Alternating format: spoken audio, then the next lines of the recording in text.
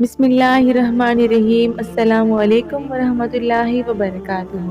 ناظرین محترم، حضرت بلال رضی اللہ تعالی عنہ ان اولین لوگوں میں سے ہیں جنہوں نے شروع میں ہی اسلام قبول کیا، جن کو دنیا میں ہی جنت کی بشارت دے دی گئی۔ حضرت بلال رضی اللہ تعالی عنہ مکہ میں پیدا ہوئے، جبکہ بنیادی طور پر آپ کا تعلق ابن سینا سے تھا، جسے آج کل ایتھوپیا کے نام سے جانا جاتا ہے۔ آپ صلی اللہ علیہ وآلہ وسلم کے 3 برس بعد پیدا ہوئے۔ آپ کا پورا نام بلال بن ابی عباس ہے۔ ان کی والدہ کا نام روایات میں ہمامہ آیا ہے۔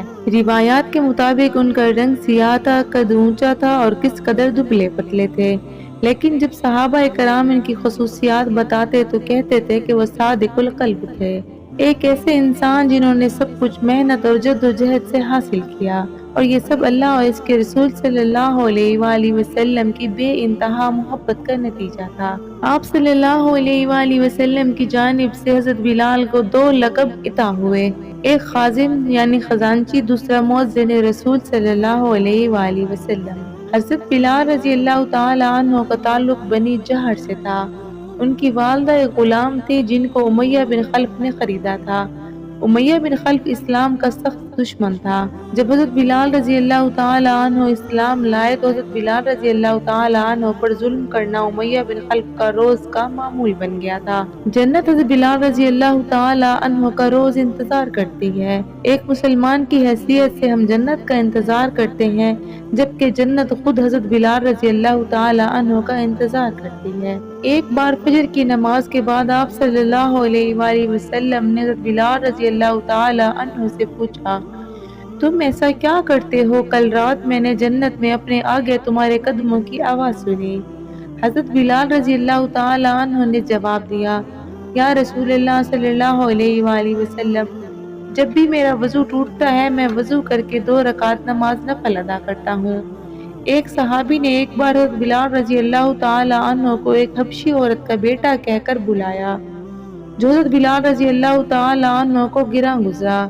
حضرت بلال رضی اللہ تعالی عنہ رسول صلی اللہ علیہ وآلہ وسلم کے پاس آئے اور ساری بات بتائی۔ آپ صلی اللہ علیہ وآلہ وسلم نے ان صحابی سے فرمایا کہ تمہارے اندر ابھی تک زمانہ جاہلیت کی باتیں موجود ہیں۔ آپ صلی اللہ علیہ وآلہ وسلم نے فرمایا، میں جتنا ایک سفید عورت کا بیٹا ہوں اتنا ہی ایک کالی عورت حضرت حلیمہ سعدیہ کا بیٹا بھی ہوں۔ ایک صحابی حضرت ابو حقیر رضی اللہ تعالی عنہ کی صاحبزادی جب بڑی ہوئی تو ان کے دونوں صاحبزادے بارگاہ رسالت میں آپ صلی اللہ علیہ وآلہ وسلم کی خدمت میں حاضر ہوئے اور آپ صلی اللہ علیہ وآلہ وسلم سے اپنی بہن کی شادی کے بارے میں مشورہ کرنا چاہا۔ نبی کریم صلی اللہ علیہ وآلہ وسلم نے ارشاد فرمایا، بلال کے بارے میں تمہارا کیا خیال ہے؟ اس پر وہ دونوں بھائی خاموش ہو گئے اور واپس چلے گئے۔ دوسری بار اسی غرض سے پھر حاضر خدمت ہوئے۔ اس بار بھی نبی کریم صلی اللہ علیہ وآلہ وسلم نے فرمایا، بلال حبشی کے بارے میں کیا خیال ہے؟ وہ پھر خاموش ہو کر واپس چلے گئے۔ جب تیسری بار بارگاہ اقدس میں حاضر ہوئے تو نبی کریم صلی اللہ علیہ وآلہ وسلم نے پھر سیدنا بلال حبشی کا نام تجویز فرما دیا۔ اس بار بھی انہوں نے خاموشی اختیار کی تو نبی کریم صلی اللہ علیہ وآلہ وسلم نے فرمایا، تم بلال کو کیوں فراموش کر رہے ہو؟ وہ اہل جنت میں سے ایک جنتی ہے۔ نبی کریم صلی اللہ علیہ وآلہ وسلم کے اس فرمان کے آگے وہ بخوشی راضی ہو گئے۔ اس طرح ابو حقیر رضی اللہ تعالی عنہ کی صاحبزادی کی شادی سیدنا بلال رضی اللہ تعالی عنہ سے ہو گئی۔ یوں سیدنا بلال حبشی رضی اللہ تعالی عنہ کے ازدواجی زندگی کا آغاز ہوا، لیکن اپنے آقا صلی اللہ علیہ وآلہ وسلم کی خدمت اور دینی معاملات میں ہرگز اسے حائل نہ ہونے دیا۔ سیدنا بلال حبشی رضی اللہ تعالی عنہ کی زوجہ محترمہ بھی انتہائی نیک اور پرہیزگار خاتون تھی۔ آپ کی پاک باز بیوی ہمیشہ شوہر کے حقوق و اطاعت اور وفا کا عملی نمونہ پیش کرتی رہیں۔ عام طور پر اہم امور میں سیدنا بلال حبشی کی دل جوئی اور خوشنودی کو اپنا مقصد حیات تصور فرماتی تھی۔ اس خوشگوار زندگی میں بہت کم تلخی کے مواقع آئے۔ سیدنا بلال حبشی رضی اللہ تعالی عنہ بھی بہت اچھے شوہر ثابت ہوئے۔ روایات کے مطابق سیدنا بلال حبشی نے اپنی زندگی میں متعدد نکاح کیے، لیکن انہوں نے کوئی جانشین یا وارث نہ چھوڑا۔ اسلام نے نسلی امتیاز کا بت یوں توڑا کہ سیدنا بلال حبشی رضی اللہ تعالی عنہ نے مدینہ طیبہ میں نکاح کا ارادہ ظاہر فرمایا۔ تو قریش کے منتخب عمرا نے انہیں دامادی میں قبول کرنے کی خواہش کا اظہار کر دیا۔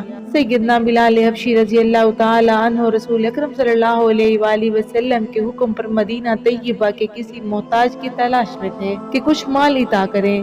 اس دوران آپ کو آپ کا بھائی آتا ہوا دکھائی دیا جو کہ یمن سے آپ کو ملنے کے لیے آ رہا تھا۔ جب آپ کے قریب پہنچا تو آپ نے کہا تم کہاں سے آ رہے ہو؟ سیدنا بلال کے بھائی نے جواب دیا میں یمن سے آ رہا ہوں، رشتے کی تلاش میں ہوں، کہیں میرا نکاح ہو جائے۔ سیدنا بلال نے پوچھا کیا ہوا، پھر کہیں کوئی بات بنی؟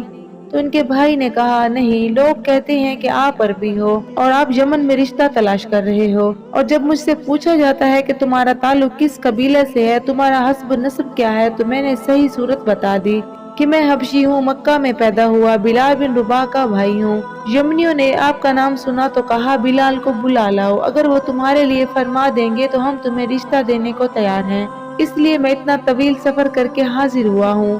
سیدنا بلال حبشی رضی اللہ تعالی عنہ نبی کریم صلی اللہ علیہ وآلہ وسلم سے اجازت لے کر اپنے بھائی کے ساتھ یمن روانہ ہو گئے۔ دونوں بھائی سفر کر کے رات کے وقت میں یمن پہنچے۔ صبح ہوتے ہی آپ اپنے بھائی کو لے کر اس گھر میں تشریف لے گئے جہاں رشتہ مطلوب تھا۔ انہوں نے آپ سے آپ کے بھائی کے متعلق پوچھا تو سیدنا بلال حبشی نے فرمایا یہ میرا بھائی ہے، نہ عادت کا اچھا ہے نہ دین میں صحیح ہے، چاہو تو اسے رشتہ دے دو اور چاہو تو انکار کر دو۔ یہ کہہ کر حضرت بلال رضی اللہ تعالی عنہ نے مسجد کا رخ کیا۔ ابھی اذان نہیں ہوئی تھی کہ اتنے میں حاطب نے غیبی ندا لگائی تم خود نکاح کیوں نہیں کرتے؟ تمہیں کس چیز نے روک رکھا ہے؟ اللہ تعالیٰ نے تمہیں دنیا اور دولت سے بھی نواز رکھا ہے، اب تم آزاد بھی ہو، جبکہ اس سے قبل تم غلام تھے۔ سیدنا بلال حبشی حاطب غیب کی بات پر سوچنے لگے، آخر فیصلہ کیا کہ ضرور نکاح کرنا چاہیے ہے۔ نماز کے بعد احباب سے مشورہ کیا کہ کس سے رشتہ طے کیا جائے۔ طے پایا کہ آپ کا رشتہ ہند الخلانی کے ساتھ برابری کا رہے گا۔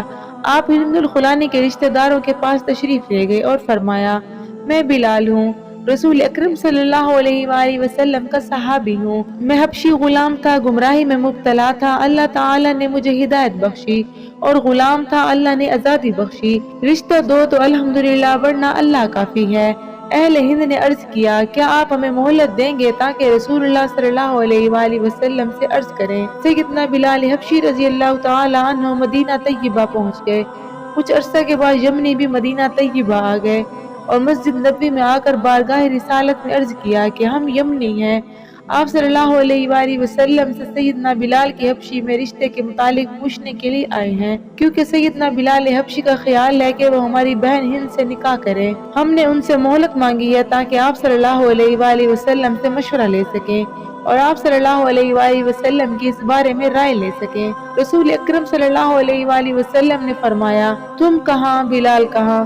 تم کیا سمجھ رہے ہو؟ اب ہند الخلانی کے رشتہ داروں کی آنکھیں کھلی کی کھلی رہ گئی کہ سیدنا بلال حبشی رضی اللہ تعالی عنہ تو بہت بڑی شخصیت ہے، ان کے ساتھ رسول اکرم صلی اللہ علیہ وآلہ وسلم کا کتنا زیادہ پیار ہے، اس لیے نکاح کی ٹھان لی، فوراً ہند کا رشتہ سیدنا بلال کے ساتھ کر دیا۔ ہند الخلانی سے نکاح کے بعد بہترین ماحول رہا، لیکن ایک دن کچھ ناگوار بات ہند الخلانی سے صادر ہو گئی۔ سیدنا بلال حبشی رضی اللہ تعالی عنہ نے رسول اکرم صلی اللہ علیہ وآلہ وسلم کی کوئی حدیث بیان فرمائی تو ہند الخلانی نے تصدیق کی بجائے تکذیب کر ڈالی۔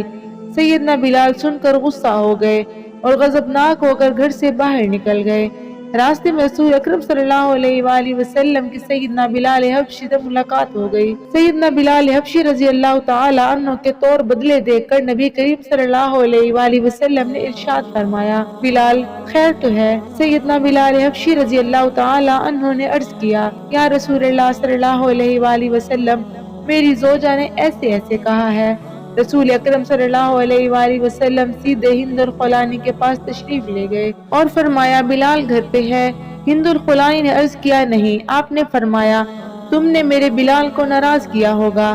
ہند الخلانی نے عرض کیا نہیں یا رسول اللہ صلی اللہ علیہ وآلہ وسلم، وہ مجھ سے بہت پیار کرتے ہیں۔ آپ صلی اللہ علیہ وآلہ وسلم فرمائے کیا انہوں نے میری کوئی شکایت کی ہے؟ رسول اکرم صلی اللہ علیہ وآلہ وسلم نے ارشاد فرمایا ہاں، شکایت کی ہے، لیکن وہ حق پر ہیں اور تو غلطی پر ہے۔ آئندہ سے خیال کرنا، میرے بلال کو کسی بھی وقت ناراض نہ کرنا۔ اس کے بعد سیدنا بلال حبشی گھر واپس تشریف لائے تو ہند اور خولانی نے معذرت کر لی اور اپنی غلطی کا اعتراف کیا۔ پھر کبھی بھی کوئی آپس میں اختلاف نہ ہوا۔ ہجرت مدینہ کے بعد سیدنا بلال حبشی اہل صفہ میں شامل ہو گئے تھے۔ اہل صفہ میں اگر کسی کا نکاح ہو جاتا تو وہ مسجد نبوی کے چبوترے سے اپنے گھر منتقل ہو جاتا تھا۔ اسی طرح جب سیدنا بلال حبشی رضی اللہ تعالی عنہ کا نکاح ہوا تو وہ بھی الگ رہنے لگے، مگر آقا صلی اللہ علیہ وسلم کی خدمت اور معمولات میں شادی کو ہرگز حائل نہ ہونے دیا۔ سبحان اللہ۔ ناظرین کرام، آج کی ویڈیو میں بس اتنا ہی، ملتے ہیں آگے کسی اچھی ویڈیو میں، تب تک کے لیے اپنا خیال رکھیں۔ اللہ نگہبان۔